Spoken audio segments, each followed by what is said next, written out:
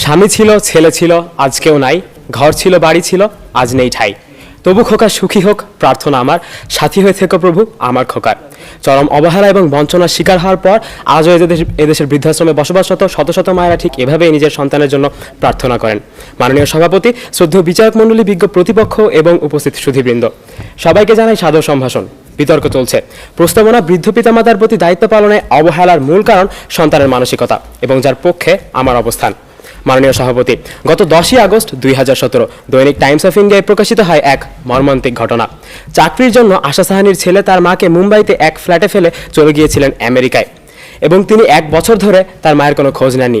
বিজ্ঞ প্রতিপক্ষ, তার কিন্তু সুশিক্ষা ছিল, তাহলে এখানে বিষয়টা কি আশা করি ব্যাখ্যা করে যাবেন। বিজ্ঞ প্রতিপক্ষ, এখন যদি আমরা এই ঘটনার পর্যালোচনা করি তাহলে আপনারা নিঃসন্দেহে দায়ী করে যাবেন সুশিক্ষার অভাবকে। বিজ্ঞ প্রতিপক্ষ মোতাহের হোসেন চৌধুরী বলে গিয়েছিলেন যে শিক্ষা রয়েছে দুটো দিক, একটি প্রয়োজন তথা জীবসত্তার এবং অন্যটি অপ্রয়োজন তথা মানব সত্তার। এখন আমরা প্রয়োজনের দিকটা গ্রহণ করে অর্থ উপার্জনে নিজেদেরকে মনোনিবেশ করব, যার ফলে অবহেলিত হবে আমাদের বৃদ্ধ পিতামাতা, নাকি আমরা অপ্রয়োজনের দিকটা গ্রহণ করে একজন প্রকৃত মানুষ হয়ে উঠবো? সেটা কিন্তু আমাদের মানসিকতার উপরে নির্ভরশীল। বিজ্ঞ প্রতিপক্ষ, আজ আমরা যদি কোনো কারণে সেই সমস্ত শিক্ষা যা কিনা আমাদের অর্থের দিকে ঠেলে দিচ্ছে, সেই সমস্ত শিক্ষা যার ফলে কিনা আজ আমাদের বৃদ্ধ পিতামাতার অবহেলিত হচ্ছে, তার দিকে ধাবিত হই, তাহলে সেটা গ্রহণ করা কিন্তু নিঃসন্দেহে আমাদের দুর্বল মানসিকতারই পরিচয়। তাই পরোক্ষভাবে আমাদের যুক্তিকে সমর্থন করার জন্য আমি আপনাদের আবারও ধন্যবাদ জানাতে চাই।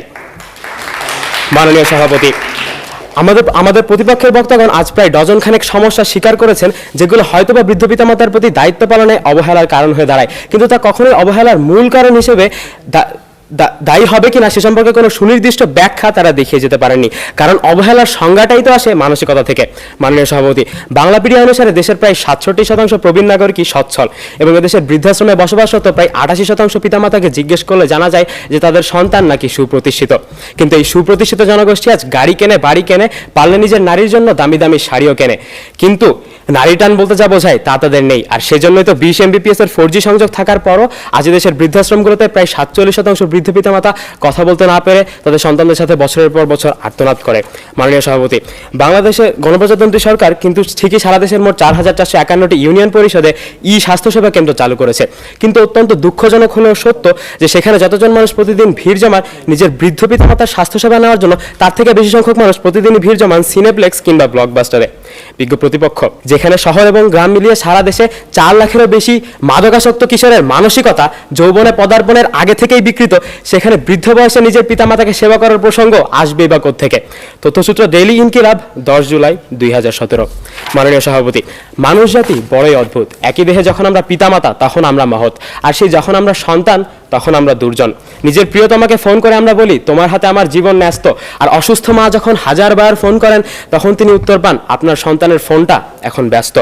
ঘরে বসে হিন্দি সিরিয়াল আর IPL উপভোগ করার জন্য আমরা প্রতি বছর 250 কোটি টাকা জলে ফেলি। কেন? আমাদের মানসিকতার সমস্যা, সেই জন্যই তো। অথচ নিজের বাবার সাথে কথা বলার সময় ঠিক 59 সেকেন্ডেই লাল বাটনটা চেপে দেয়। প্রতিপক্ষের বক্তা হয়তো এখন এরও সমস্যার সমাধান দেওয়ার জন্য বলবেন বাংলালিংক তো দিচ্ছে 39 পয়সা প্রতি মিনিট, দারুণ অফার, কিন্তু আমরা তো সেটা দিয়ে কথা বলে নিজের প্রিয়সীর সাথে। কেন বিজ্ঞ প্রতিপক্ষ? সেই দুর্বল মানসিকতার কারণেই। বিজ্ঞ প্রতিপক্ষ, নিজের বাবা মাকে সাথে নিয়ে আমরা কয়দিন মার্কেটে যাই? নিজের মায়ের জন্মদিনটা কবে মনে আছে তো? ও, এটা তো কোনো পাঠ্যপুস্তক বই লেখা নেই আশা করি। বিজ্ঞ প্রতিপক্ষ, আজ ইচ্ছা থাকলে উপায় হয়, গল্পটা আমরা সবাই জানি, কিন্তু কলসের নিচে জমে থাকা পানির মতো সময়ও আপনি কারো কাছে এসে ধরা দেয় না, ইচ্ছার জোরে সময় বের করে নিতে হয়। বিজ্ঞ প্রতিপক্ষ, আজ আপনারা পৃথিবীর সমস্ত সমস্যার সমাধান করলো, কারো মাঝে যদি সেই ইচ্ছাটুকুই না থাকে তাহলে তার পক্ষে কিন্তু বৃদ্ধ পিতামাতার প্রতি দায়িত্ব পালন কখনোই সম্ভব নয়। আর অনিচ্ছা সে তো দুর্বল মানসিকতারই পরিচয়। মাননীয় সভাপতি, শেষ করছি একজন বীরত্বগাথা মহান মানসিকতা সম্পন্ন সন্তানের গল্প দিয়ে। অর্থের অভাবে নিজের অসুস্থ মাকে ভ্যানে করে হাসপাতালে নিয়ে যাবার সামর্থ্য তার ছিল না। বিজ্ঞ প্রতিপক্ষ, লক্ষ্য করে দেখুন, তার কিন্তু ছিল না কোনো বিদ্যালয়গত কিংবা প্রাতিষ্ঠানিক শিক্ষাও, কিন্তু সেই অক্ষমতা তাকে থামিয়ে রাখেনি।